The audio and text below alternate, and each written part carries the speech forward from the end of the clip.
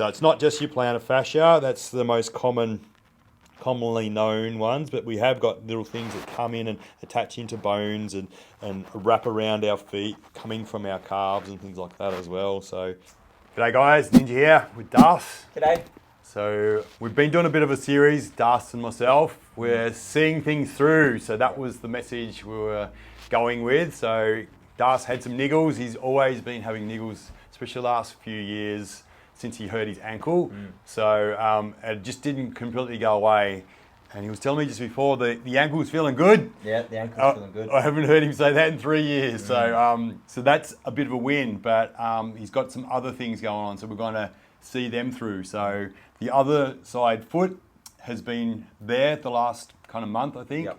And then the right hamstring. So we're going to treat them, and I'll get Darcy to talk a bit about it a bit as well. So but that's our main thing is if you got niggles, don't just fucking keep them as niggles. Just you can do things that will sort this stuff out, but you got to see things through, and it might be, we kind of say clean first, build second. So you got to honour that process. So clean it out with the hands-on work, with your release work, lacrosse balls, broomsticks, all that kind of stuff. But then your exercise rehab as well. So that movement, that loading needs to happen to bring things back to full function and full health and full capacity. Yeah. So tell us what was going on with that foot. Yeah. And then the hammy as well. What's going on? So I guess just to harp on what Ninja's saying, like, it's not an injury. We're not constantly injured. We're just making sure that we're looking after ourselves. Like, yes, my ankle was an injury, but we're making sure that the tight points that we feel, we become aware of when we're training. So we're doing a lot of load. We're doing a lot of sprinting and running and footy. I'm doing a lot of footy at the moment. I did a lot of CrossFit and gym work the last week while I was away. And just the awareness I felt doing lunges, I felt hammy, and I work in the best space in the world to get access and get somebody that can get into that. And look, we are accessible to you. You can get online and do fix it yourself courses. You can book in if you live locally. You can watch our videos and try and get your partner to do it. But the idea and the message that Ninja's getting across is, do something about it, see things through, get on top of them before they turn into other injuries and they start to, you feel compensation in the other parts of your body and one thing leads to another. Before you know it, you're in chronic pain. Get on top of them early. The hammy is just a thing where I'm aware of it, and the right foot is something that's been lingering for a little while. I've got a little bit of pain in the arch of my plantar fascia, and Ninja's hitting the spot right now, exactly where I'm feeling it in my hammy, and feels really good. I feel it. I feel it during squats, and I felt it during lunges. Just tighten up on me. So I've got a practice match tonight against a team locally here in footy, and it's good to just get loosened up and make sure I'm functioning and performing the best I can without having anything restraining me. One thing you're talking about there, Darcy, I reckon, is human nature, and I'm guilty of this, is do 80 or 90% of a job, and that's good enough. Yeah. I think a lot of us, do that kind of thing. Yeah. But when you do the whole 100%, you actually, you're seeing things through. You get things completely right, and I think it's a good thing to be aware of in yourself if you are kind of just doing 90% jobs or half jobs, and that'll be right. That's good enough. Yeah. But when you do see things through, then they don't become issues that kind of come back and continually haunt you. So it's important to the satisfaction, isn't it, of doing things completely, seeing them through, knowing you've done it and given it your best. Yeah, it takes discipline. Yeah, and when we do those things properly, the satisfaction level is so high. Yeah. Just with myself, I've had a good 2-3 years sprinting without a single injury. So that is very liberating because you think about like when I did have these niggles that I didn't kind of get on top of, like you'd always have think in the back of your mind, am I going to do a hammy? Is my calf going to pop?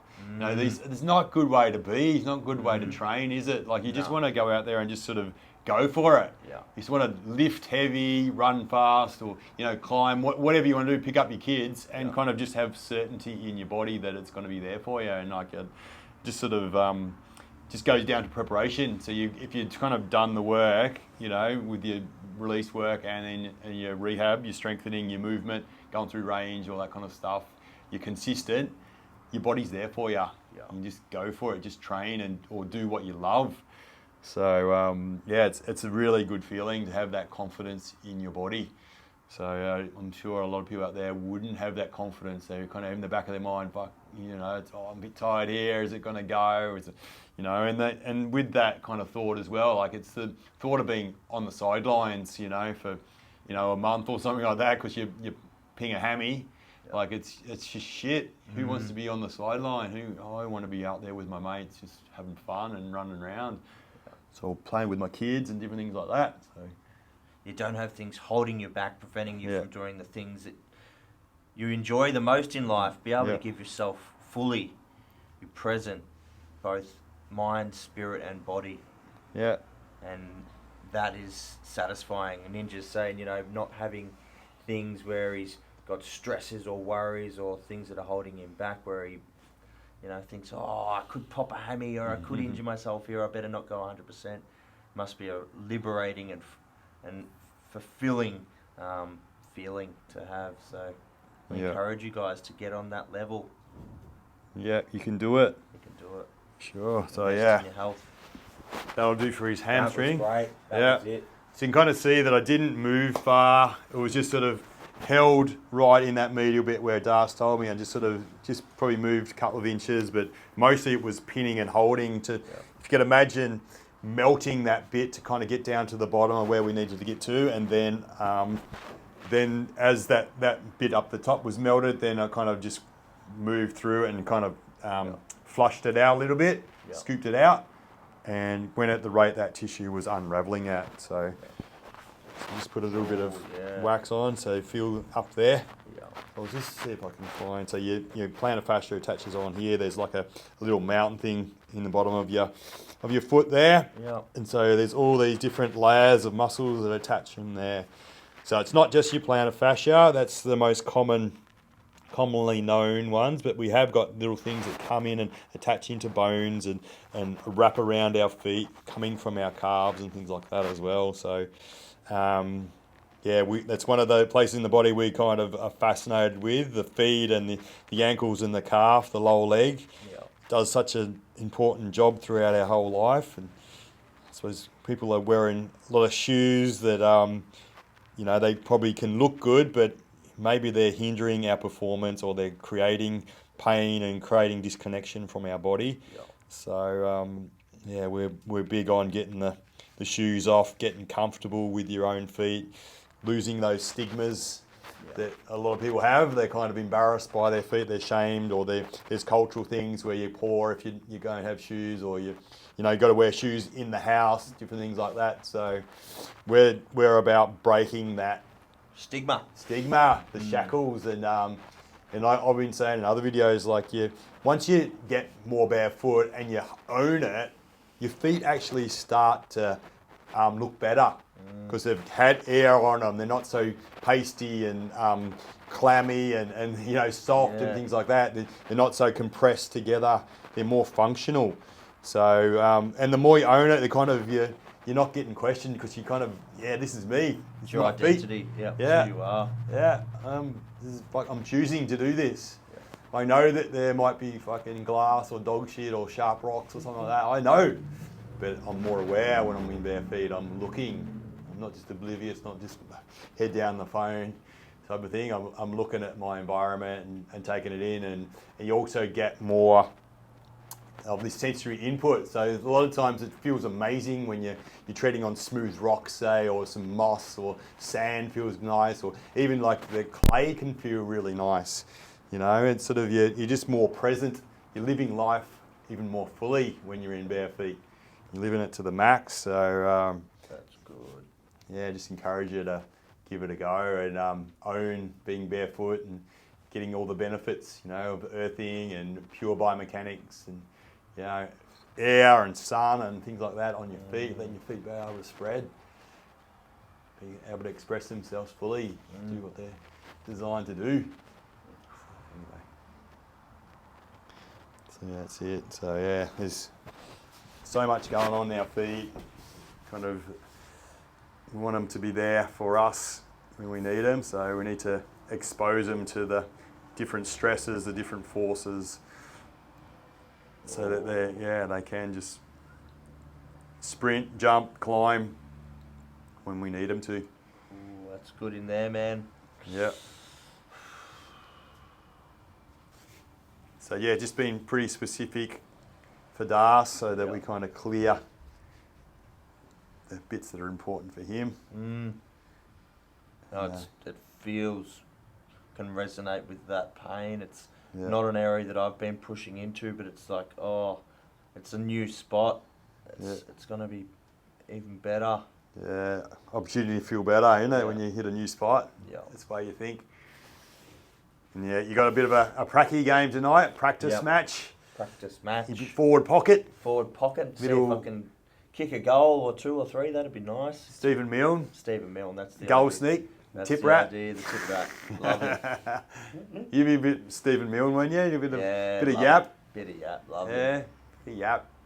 Look, it's a practice match. I don't know if there's too much yap going on because, you know, Yeah. it's meant to be a little bit of a little bit more relaxed in terms of physicality, and it's not a real, there's no points. We're in a different league. We're trying not to injure each other and stuff. So the hate or the, It's a friendly. it's a friendly. You they call it that? A friendly.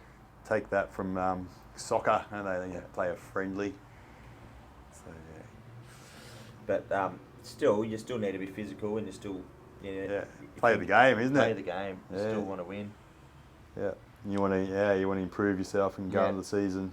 Exactly. So how many weeks before your actual round one? I think it's a full month away. I think we play April 12th or 11th or something like that. Yep. Yeah. Saturday, second Saturday maybe in April. Yeah.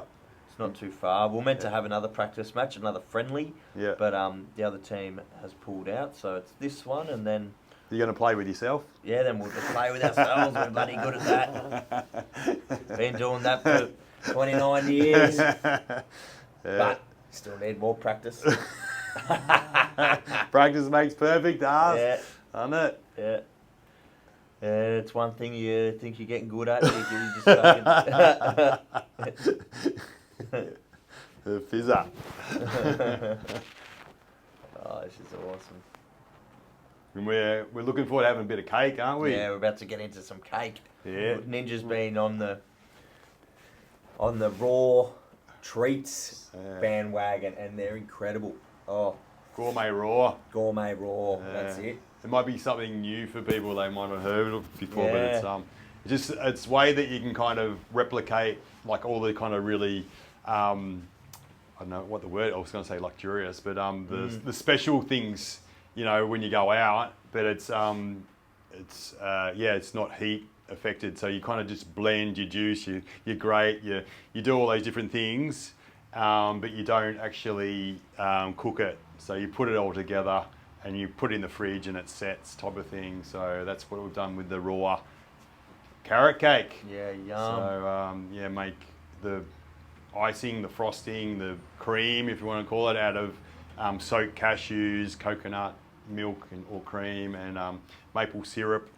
Yeah. So, and then the carrots just in the food processor with some almonds, sort of things to bind it together. Some coconut oil as well. Coconut oil in the frosting. Bit of coconut oil, dates, sultanas. You know, kind of just all binds together. But it's amazing, and you can try and dress it up with some fresh fruit on the top, like blueberries and strawberries I've got in this particular cake. So but it just does taste amazing. It's really calorie dense, but you can make it really nutritious as well. So and the good thing is sharing it with your friends. So it's that's one of the things that you learn with nutrition. Sometimes it's more about who you eat it with than what you eat. You know, so even though I've made a real attempt to put love into this and make it healthy, but sharing it is what makes it special for me. And I could just eating that cake by myself at midnight, it's sort of, it's not that cool, you know, but when I can kind of share it, it tastes like bliss in somebody else's mouth as well. It's, that's what's special. That's where the magic is. It is, man, so yeah, so prepare some food, but yeah, share it with your mates. So anyway, on that note, we're gonna go and eat some cake. Go and have some cake. The best cake in the world. Leo might be able to put some footage in of us eating cake. What do you reckon? Thanks, man. That's awesome. Thanks so much, Ninja. I'm fixed. Fixed. Good. Done. Reward for you. Oh yeah, we're gonna cut this cake. What do you think? We'll have a look at it. Great. Come around here. See, share it with your mates. So that's what it's all about. So in the fridge, she sets. So coconut oil in there. It binds it together. But I've got a bunch of other things that'll fit together as well. So dates and just different levels, consistencies of you know, ground up almonds, ground up dates. We've got another mate, look. Hey. I'm in, man, you're on film. Hey. Get in, bro. G'day, mate. Oh. How are you? Yeah, not too bad, mate. Oh, it's falling apart on you, Ninja. It's falling apart on me. And that's why Ghost came in. He booked in today because I told him I was going to give him Yeah, some the original, you, mate. Give him Twice some- of that. some cake. Let's see if I can get some up. Get all the layers and levels. Holy That looks moly. perfect. Look at that. We've got Yeah. the base, bit of fruit on top. Look at the carrot. You can see the raw carrot. Oh yeah, it's even. Yeah. I left it in there like that, so it was didn't get the whole Blend. blend, but yeah, I kind of think that's kind of cool. You get a bit of a surprise. Here you go, Ghost. Look out. Yum. Thanks, mate. Yum. We've got piece for Nat, piece for Leo, piece for Ninja. Oh. Oh yeah, share it with your mates. So it makes things. That's what makes life so good. Like it's a key ingredient to longevity is community. So yeah, and we're big on our community, big on the culture within our community, and you know the acceptance of each other, the support for each other. It's sort of it's what we need. Beautiful, mate. Like it? Yeah, love it. So yeah. Very good. So yeah, just like we said before, just because you're having a treat doesn't mean it has to be unhealthy. You can yeah, make it really nutritious and those kind of things as well. Look at that. Fuck, I'm pretty proud of myself. I'm rough with that. Look at that. We've got That's How many- going to be sustainable energy. yeah. Look at that. Knife. Ah. Anyway, raw carrot cake recipe below. What do you reckon? I'll cut and paste it in. Thanks, ma'am. Yeah.